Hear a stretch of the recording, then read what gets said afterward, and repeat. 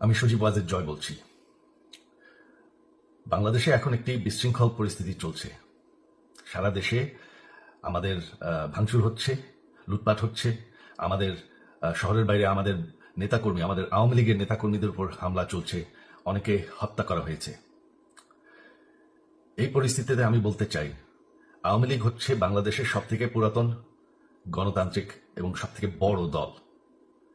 আওয়ামী লীগ কিন্তু মরে যায়নি। আওয়ামী লীগ এই দেশকে, বাংলাদেশকে স্বাধীন করেছে। আওয়ামী লীগকে শেষ করা সম্ভব না। আমরা বলেছিলাম যে আমার পরিবার আর রাজনীতি করবে না, তবে আমাদের নেতাকর্মীর উপর যেভাবে হামলা হচ্ছে, এই পরিস্থিতিতে আমরা হাল ছেড়ে দিতে পারি না। বাংলাদেশে যদি গণতন্ত্র, নতুন বাংলাদেশ গড়ে তুলতে হয়, আওয়ামী লীগ ছাড়া সম্ভব না। আওয়ামী লীগ হচ্ছে সব থেকে বড় দল। আওয়ামী লীগ কোথাও যাবে না, আওয়ামী লীগ শেষ হয়ে যাবে না, আওয়ামী লীগকে শেষ করা সম্ভব না।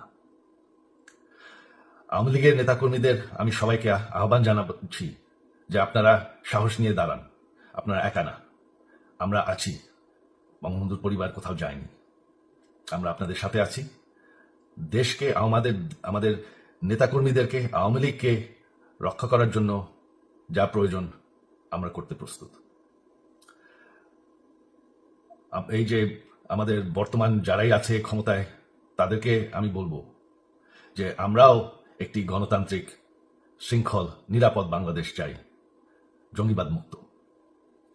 তার জন্য আমরা সবার সাথে আলোচনা করতে প্রস্তুত। শুধুমাত্র তারা যদি জঙ্গিবাদ এবং ভায়োলেন্স বাদ দেয়। শেখ হাসিনা মরে যাননি,